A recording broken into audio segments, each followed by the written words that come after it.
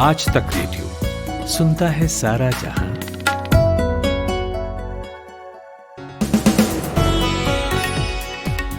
नमस्ते, 30 दिसंबर है आज। दिन भर लेकर हाजिर हूं मैं, कुलदीप मिश्र। दिल्ली की सीमा पर महीने भर से भी ज्यादा समय से प्रदर्शन कर रहे किसानों के प्रतिनिधियों और सरकार के बीच मीटिंग चल रही है। कह रहे हैं कि ये बातचीत निर्णायक हो सकती है, कोई फैसला इससे निकल के आ सकता है, लेकिन अभी तक इतना ही सामने आया है कि सरकार कानून वापस लेने को तैयार नहीं है। हरियाणा में लोकल बॉडीज के इलेक्शन हुए हैं और इस पर किसान आंदोलन का असर दिखा है। बीजेपी की स्थिति बहुत अच्छी नहीं रही पहले के मुकाबले, इस पर भी बात करेंगे। और रजनीकांत के राजनीति में न आने से तमिलनाडु की पॉलिटिक्स बदलते बदलते फिर वहीं आ गई है। राजनीति में सिद्धांतों की बात नहीं कर रहा, पॉलिटिकल इक्वेशन की बात कर रहा हूँ। बीजेपी को उम्मीद रही होगी कि रजनीकांत आएंगे तो कुछ वोट काट लेंगे, लेकिन ऐसा तो हुआ नहीं। तो अब क्या हो सकता है, और ये भी कि कमल हासन का रोल तमिलनाडु इलेक्शन में क्या होगा। और आखिर में बात करेंगे कि ऑस्ट्रेलिया के खिलाफ होने वाले तीसरे टेस्ट मैच में क्या भारतीय टीम मैनेजमेंट कमजोर कड़ियों जैसे कि हनुमा विहारी और मयंक अग्रवाल को रिप्लेस कर सकता है, और रोहित शर्मा और केएल राहुल क्या वापस आ रहे हैं। लेकिन पहले हेडलाइंस।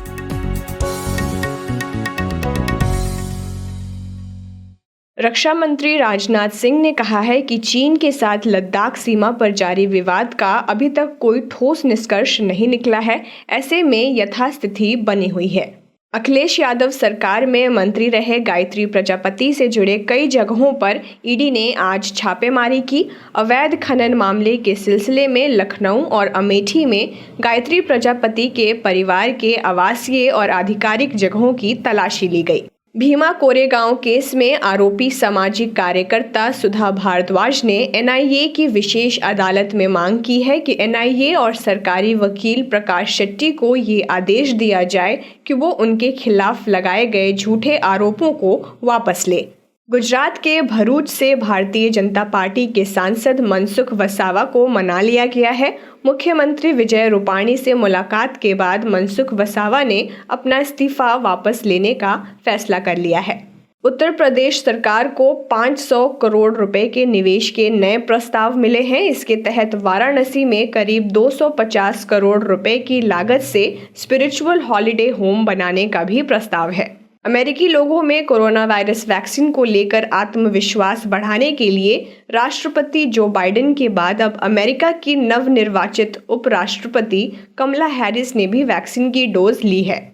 मोदी सरकार ने देश में एथेनॉल के उत्पादन को बढ़ावा देने के लिए 4,573 करोड़ रुपए की एक इंटरेस्ट सबवेंशन यानी ब्याज माफी की योजना पेश की है। ये राहत एथेनॉल उत्पादन में लगे बड़े और छोटे सभी तरह के उद्योगों को मिलेगी। रिलायंस जियो इन्फोकॉम ने पंजाब के सीएम कैप्टन अमरिंदर सिंह और डीजीपी को चिट्ठी लिखकर अज्ञात व्यक्तियों द्वारा पंजाब में जियो नेटवर्क साइटों पर तोड़फोड़ की घटनाओं में उनके हस्तक्षेप की मांग की है।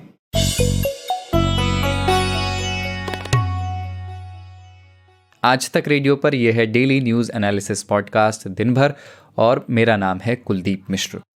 बड़ी खबरों पे बात करेंगे, लेकिन पहले एक किस्सा आपको सुनाता हूँ, है ना। ये किस्सा हमारे रंग रंगीले प्रजातंत्र का है। एक आदमी है, कपिल गुर्जर नाम है उसका। नाम आपको शायद अभी याद ना आए, पर ये वही आदमी है जिसने शाहीन बाग प्रोटेस्ट के दौरान गोली चलाई थी, हवा में फायर किया था। वो वहाँ प्रोटेस्ट में पहुँचा था, प्रोटेस्ट करने, और फायरिंग के बाद पुलिस उसको वहाँ से ले गई थी।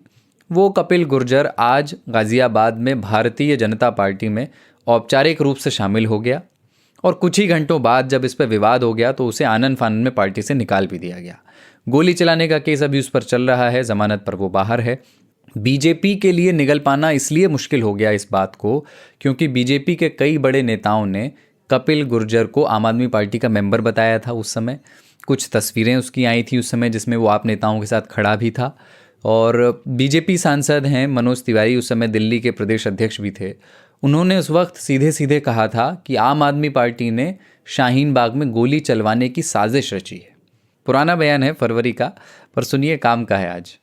शाहीन बाग में गोली चलाने वाला व्यक्ति आम आदमी पार्टी का कार्यकर्ता सिद्ध हुआ है, जिसको संजय सिंह ने स्वयं उसको पार्टी ज्वाइन कराई है, आम आदमी पार्टी।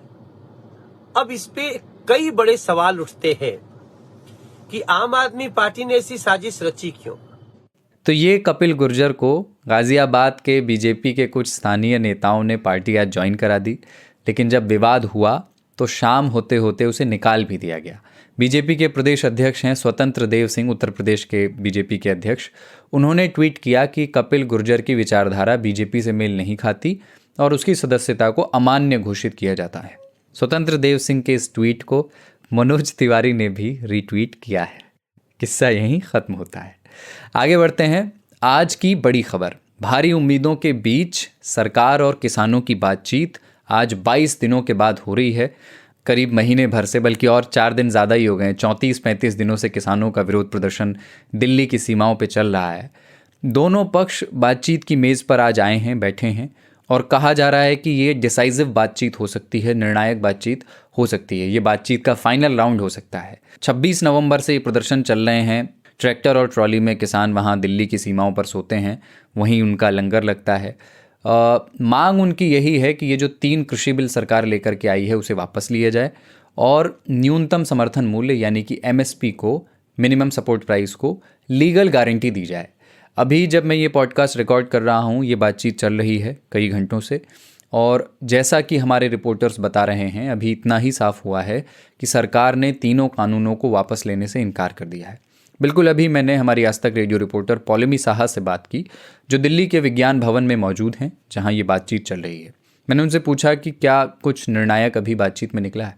नहीं, अभी तक कुछ निर्णायक निकल के नहीं आया है। करीबन 2:30 बजे से ये मीटिंग चल रही है और जो सेकंड राउंड ऑफ टॉक्स है इस वक्त चल रहे हैं, क्योंकि बीच में थोड़ी देर के लिए एक ब्रेक हुआ था जहाँ पे लंगर का खाना आया हुआ था किसानों के लिए, और वो खाना मंत्रियों ने भी उनके साथ शेयर किया। और उस ब्रेक के बाद सेकंड राउंड ऑफ टॉक्स इस वक्त शुरू हो रहे हैं। जो किसानों ने 4 मुद्दे रखे थे, 4 पॉइंट का एजेंडा था उनके लेटर में इस मीटिंग में आने से पहले, उन मुद्दों को लेकर बात हो रही है। पहले 2 पॉइंट्स तो यही थे जो ब्रेक से पहले हुए, जो कि था कि आप ये तीनों कृषि कानूनों को वापस लीजिए, जो कि उनकी एक डिमांड थी। और दूसरी जो डिमांड थी वो थी MSP को लेकर, कि आप मिनिमम सपोर्ट प्राइस को एक लीगल गारंटी के तौर पर हमें दीजिए।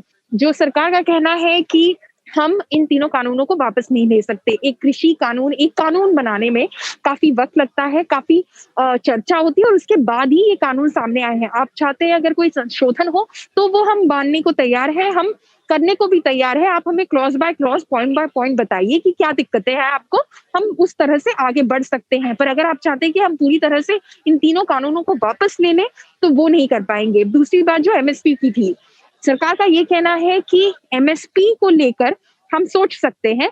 आप जिस तरह से एक लीगल गारंटी चाहते हैं, हमने पहले ही कह दिया था आपको कि MSP जो है वो था, है और रहेगा।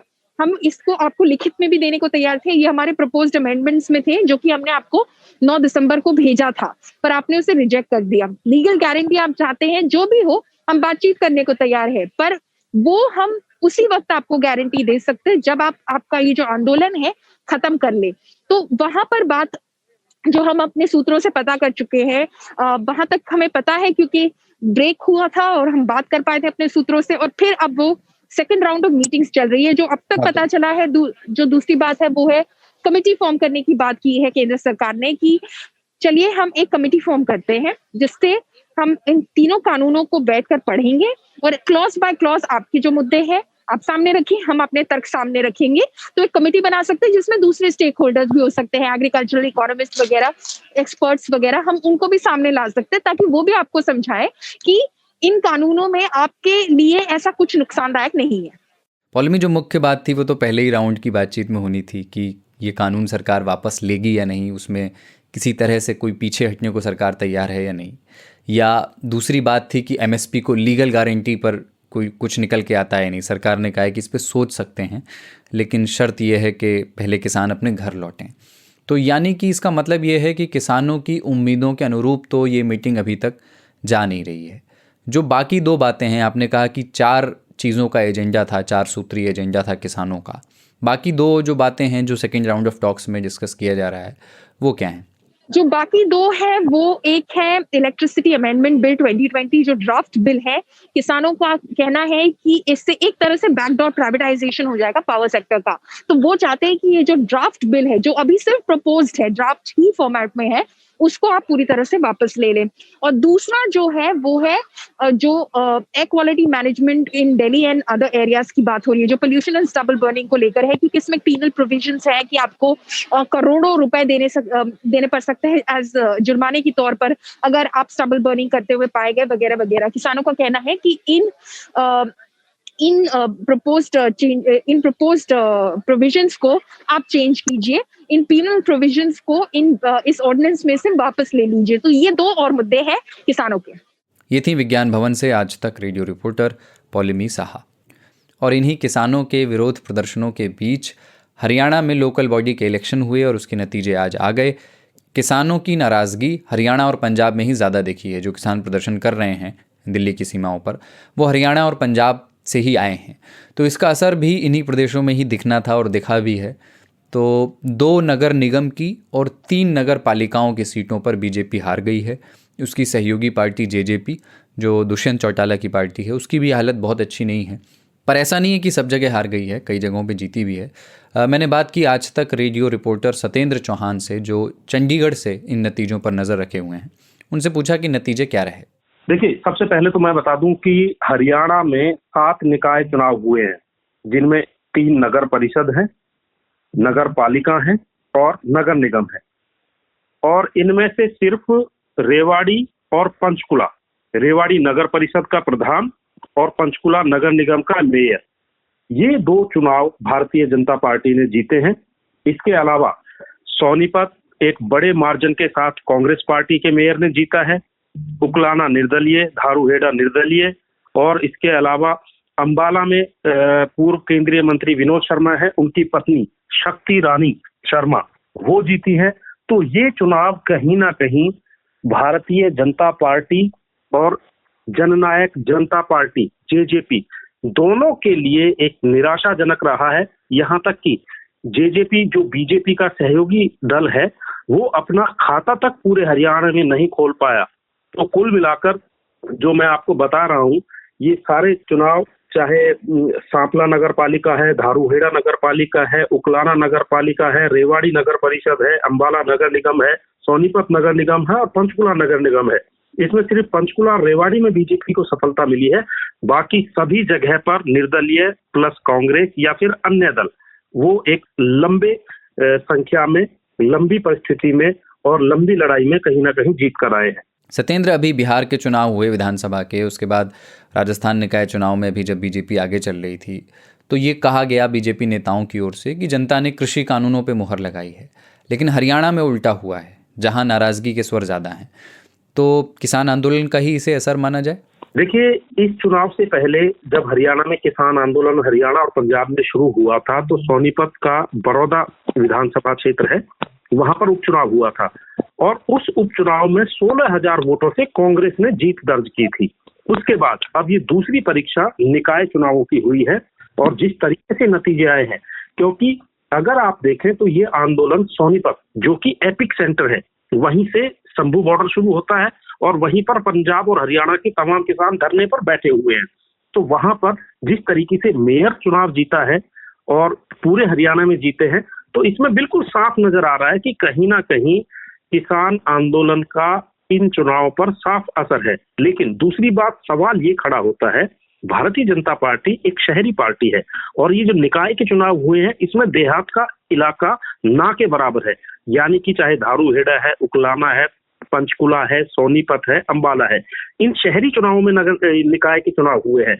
तो अगर शहरी मतदाता ने सत्तारूढ़ पार्टी के खिलाफ वोट किया है, तो आने वाले जो समय है उसमें बीजेपी और जेजेपी को बैठकर आत्ममंथन, आत्मचिंतन करना पड़ेगा। और जो एक किसानों का गुस्सा है, कहीं ना कहीं अब ये आम आदमी का एक गुस्सा बनता जा रहा है, वो इन चुनावों में निकल कर आया है।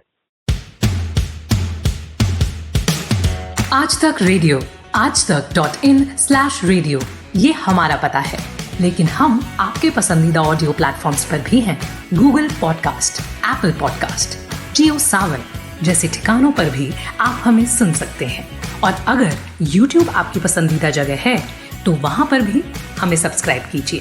आज तक रेडियो, सुनता है सारा जहां। 2 खबरें बहुत दिनों से देख रहे हैं। एक तो ये कि वैक्सीन बनकर तैयार है, बस आने ही वाली है, और दूसरी ये कि सुपरस्टार रजनीकांत राजनीति में उतरने वाले हैं। वैक्सीन तो चलिए नए साल में आ ही जाएगी, लेकिन रजनीकांत ने कह दिया है कि वो राजनीति में फ़िलहाल नहीं आ रहे, यानी 2021 का तमिलनाडु असेंबली इलेक्शन उनके बिना होगा।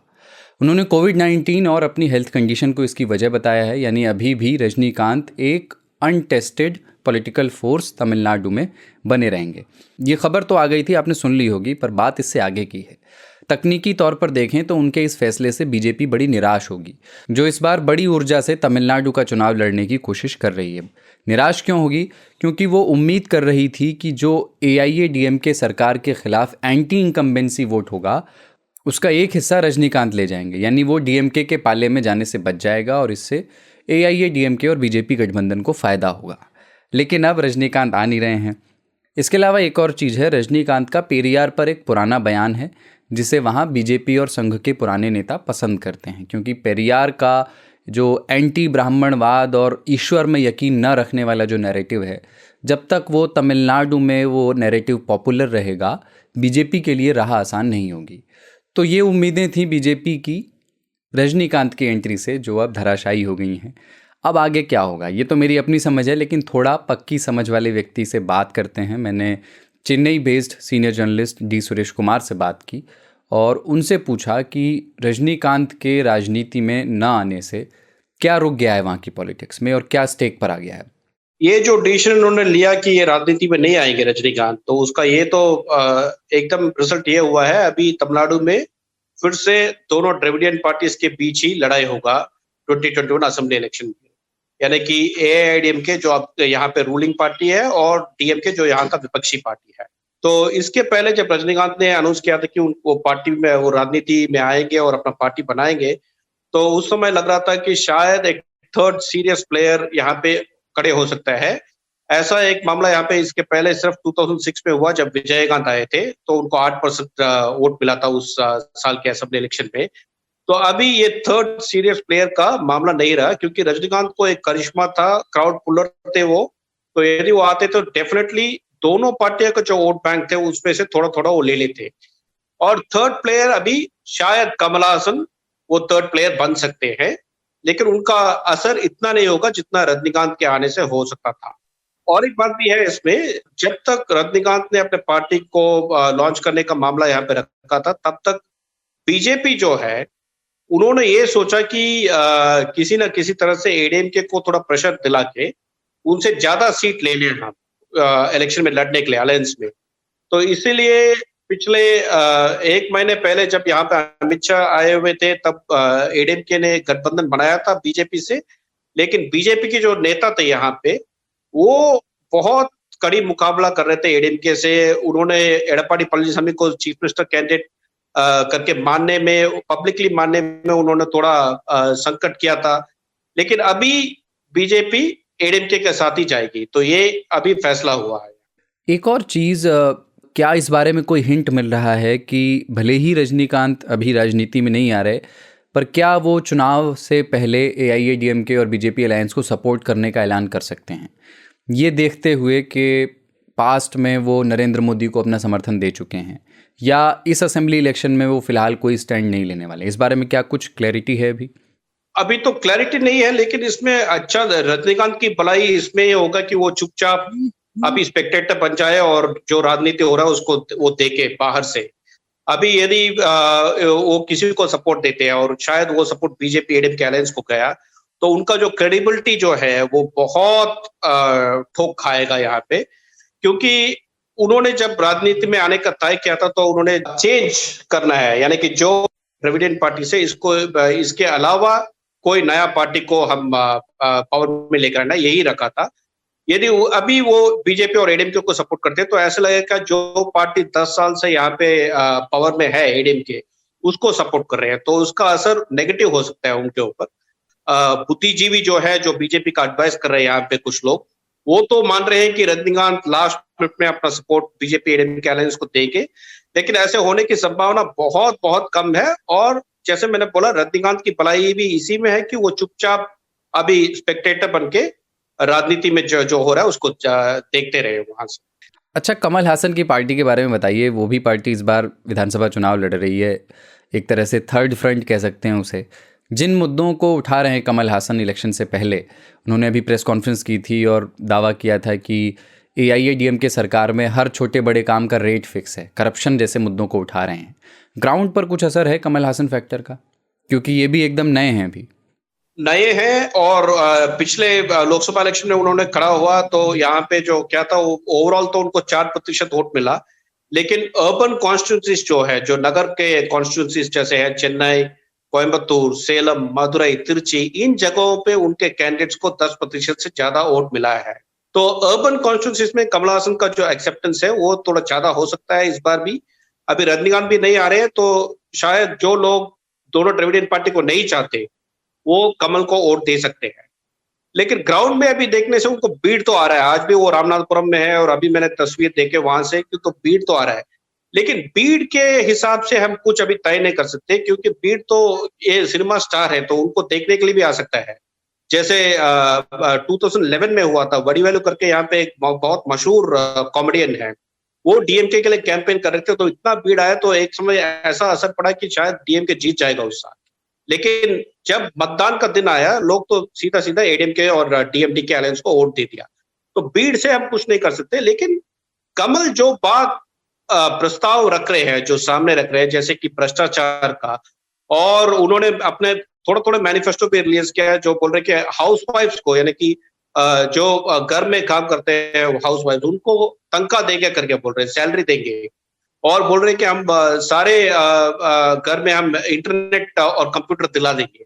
तो ये थोड़ा नया सा एक मैनिफेस्टो इन्होंने रखा है, और यदि ये इसको सही तरह से ले सकते हैं तो आने वाले इलेक्शन में, अगले इलेक्शन में ये थर्ड फ्रंट हो सकते हैं, यानी कि 2021 में नहीं, लेकिन 2026 में। लेकिन उसके लिए बहुत लंबा बैटल है उनका भी एज थोड़ा कम नहीं है अभी।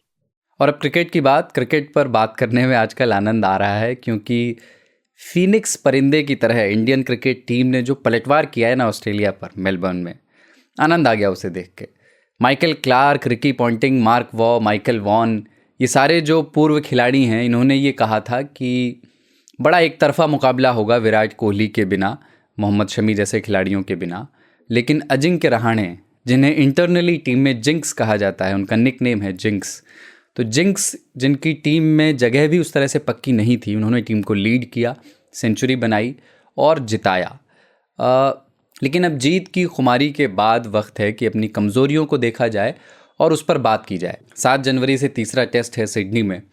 कुछ खिलाड़ी हैं जो नहीं परफॉर्म कर पा रहे हैं, और चूंकि कॉम्पिटिटिव दुनिया है तो दूसरे खिलाड़ी हैं जो उनकी जगह टीम में आने को तैयार हैं। तो तीसरे टेस्ट मैच के लिए भारतीय टीम की प्लेइंग 11 क्या हो सकती है, क्या चेंजेस की दरकार है, जो नए खिलाड़ी आएंगे वो किस ऑर्डर पर खेलेंगे, मैंने बात की हमारे स्पोर्ट्स कॉरेस्पॉन्डेंट मोहम्मद इकबाल से। देखिए, दूसरे टेस्ट मैच में जीत के बाद बहुत ज़्यादा कोई गुंजाइश तो नज़र नहीं आती, क्योंकि जब आप जीतते हैं तो सब कुछ ठीक ठीक नज़र आता है।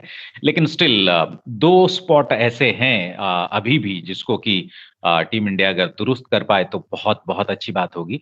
पहला जो चेंज है वो तो सीधे टॉप में मयंक अग्रवाल का फॉर्म अभी एक चिंता का विषय बना हुआ है। लगातार 2 टेस्ट मैचेस में वो फेल हुए हैं। तो एक वो कमजोर कड़ी जरूर दिखाई दे रहे हैं टॉप ऑफ द ऑर्डर, और क्योंकि वो जल्दी जल्दी आउट हो रहे हैं तो इसका प्रेशर सीधे मिडिल ऑर्डर पे आ रहा है। और एक और चेंज जो मुमकिन है कि हो जाए वो है हनुमा विहारी। मिडिल ऑर्डर के अंदर उनकी जगह पर लोकेश राहुल को लेकर के आए, लेकिन मैनेजमेंट अगर उनके साथ भी स्टिक करना चाहे तो बुरी बात नहीं है। लेकिन मयंक अग्रवाल के ऊपर जरूर एक तलवार लटक रही है। इकबाल, ये भी खबरें हैं कि तीसरे टेस्ट में रोहित शर्मा खेलेंगे, बड़ा हाइप है इसको लेकर, और जो तलवार लटक रही है वो मयंक अग्रवाल और हनुमा विहारी के सिर पर लटक रही है। तो रोहित शर्मा इन दोनों में से किसको रिप्लेस कर सकते हैं, और अगर रोहित शर्मा आते हैं तो आपके हिसाब से क्या बैटिंग ऑर्डर उनके लिए एकदम ठीक होगा? नहीं, अगर रोहित शर्मा को आप खिला रहे हैं तो मुझे लगता है कि ओपन ही कराइए, और ओपन ही करेंगे, और मोस्ट लाइकली यही होगा कि मयंक अग्रवाल बाहर जाएंगे और रोहित शर्मा ओपन करेंगे शुभमन गिल के साथ। और ये अच्छा भी है कि देखिए आप ऑस्ट्रेलिया में खेलते हैं, कई लोग कहेंगे, ये दलील देंगे कि मयंक अग्रवाल को आपने 2 टेस्ट मैच के बाद क्यों बाहर करना है? क्योंकि अभी रिसेंटली उन्होंने बहुत अच्छा खेला है, बहुत अच्छे रन बनाए, 1000 के आसपास रन हैं उनके। तो इतनी जल्दी जज नहीं करना चाहिए किसी खिलाड़ी को, थोड़ा और मौका मिलना चाहिए। लेकिन हकीकत यही है कि आप ऑस्ट्रेलिया में खेल रहे हैं और ऑस्ट्रेलिया में खेलने का एक अलग दबाव होता है, और क्योंकि विराट कोहली भी मिडल ऑर्डर के अंदर नहीं है, तो अगर आपका ओपनर जल्दी आउट हो जाता है तो फिर एक प्रेशर बहुत बड़ा आ जाता है मिडल ऑर्डर के अंदर। तो उस प्रेशर से बचने के लिए वहां अगर रोहित शर्मा आ जाते हैं, शुभमन गिल ने अच्छी बैटिंग की दोनों पारियों में दूसरे टेस्ट मैच में, और एक अच्छी साझेदारी बन पड़ती है, निकल पड़ती है, तो फिर भारत के लिए बहुत चीजें आसान हो जाएंगी। अच्छा, एक और चीज़ इकबाल, रवि शास्त्री कोच हैं, उनकी ये बात हमें याद आती है कि 5 गेंदबाजों की रणनीति पे वो टिके रहेंगे, उन्होंने कहा था। तो उमेश यादव अगर फिट नहीं होते हैं तो फिर किस तेज़ गेंदबाज को मौका मिलेगा? मतलब फर्स्ट चॉइस टी नटराजन होंगे, जो कि अभी तक टेस्ट मैच खेले नहीं हैं, या नवदीप सैनी पर दांव आजमाएगी टीम इंडिया? देखिए, सबसे पहले तो दुआ हम यही करेंगे, और हमें करना भी चाहिए कि उमेश यादव फिट हो जाएं, क्योंकि शमी आपके पास ऑलरेडी नहीं है। तो 2 एक्सपीरियंस्ड गेंदबाजों का होना, तेज गेंदबाजों का होना बहुत ज़रूरी है। वहाँ पर ऑलरेडी हैं जसप्रीत बुमराह, और उनके साथ उमेश यादव रहें तो बेहतर होगा भारतीय टीम के लिए। हमने देखा भी दूसरे टेस्ट मैच में कि किस तरीके से भारतीय गेंदबाजों ने प्रेशर क्रिएट किया ऑस्ट्रेलिया के ऊपर। तो पहली चीज़ तो ये कि फिंगर्स क्रॉस्ड कि उमेश यादव फिट हो जाए। लेकिन अगर वो फिट नहीं हो पाते हैं तो ज़रूर भारतीय टीम को विचार करना चाहिए टी नटराजन के ऊपर, क्योंकि नवदीप सैनी का फॉर्म बहुत अच्छा नहीं रहा है। उनका जो प्रदर्शन रहा है रिसेंटली, जो अभ्यास मैचेस हुए थे ऑस्ट्रेलिया में, वहाँ कोई खास वो प्रदर्शन नहीं कर पाए थे। इसी वजह से सिराज ने बाजी मार ली थी दूसरे टेस्ट मैच में उनके ऊपर। तो डेफिनेटली टी नटराजन को ऐड करना चाहिए स्क्वाड के अंदर। हालांकि शार्दुल ठाकुर भी वहीं हैं, लेकिन फिर भी मुझे लगता है कि टी नटराजन के आने से एक वेरिएशन आपको मिलेगा। लेफ्ट आर्म पेसर आपके पास नहीं है, और वो पेसर अगर आपके साथ जुड़ जाता है तो ज़रूर उसका अच्छा एक इम्पैक्ट पड़ेगा। आज तक रेडियो पर हमारे डेली न्यूज़ एनालिसिस पॉडकास्ट दिन भर में आज इतना ही। और भी बहुत सारी बातें कर सकते हैं, पर वक्त की सीमाएं हैं। और आप ही में से बहुत सारे लोग फिर चिट्ठी लिखते हैं कि थोड़ा छोटा ही रखिए, ज़्यादा लंबा मत कीजिए। जैसे कि अनिरुद्ध द्विवेदी ने हमें लिखा है फेसबुक पर, लखनऊ से लिखा है उन्होंने कि आज का दिन या दिन भर में कभी कभी एक ही टॉपिक लंबा खींच जाता है, इतना लंबा ना खींचें कि ऊब होने लगे। ये भी लिख रहे हैं कि शुक्रिया, आपका कार्यक्रम बहुत अच्छा होता है, मैं तो फ़ैन हूँ आज तक रेडियो का। तारीफ़ की पैकिंग में उन्होंने ये कहा है कि ज़्यादा लंबा ना खींचें कोई भी पॉडकास्ट। तो नहीं खींचेंगे साहब, जैसा आपने कहा वैसे चलेगा आज तक रेडियो। और भी सुनने वाले लोग थोड़ा फीडबैक दीजिए समय निकाल के। ईमेल करिए हमें radio@aajtak.com पर, या आप हमें फेसबुक, ट्विटर और यूट्यूब जैसे प्लेटफॉर्म पर भी लिख सकते हैं। और एक और चीज़ कि अगर आप अपना ऑडियो, अपने पॉडकास्ट आप Spotify, Google podcast, Apple podcast या जियो सावन जैसे प्लेटफॉर्म्स पर वहाँ पर कंज्यूम करते हैं, तो वहाँ भी आप हमें सुन सकते हैं। आज तक रेडियो सर्च कीजिए, वहाँ दिन भर, आज का दिन, ये सब लिख करके अगर आप हमारे शोज़ के नाम लिख करके सर्च करेंगे तो हम आपको वहाँ मिल जाएंगे। आप वहाँ भी हमें सब्सक्राइब कर सकते हैं। दिन भर में आज इतना ही। आज की साउंड मिक्सिंग की थी कपिल देव सिंह ने। कल फिर मिलते हैं।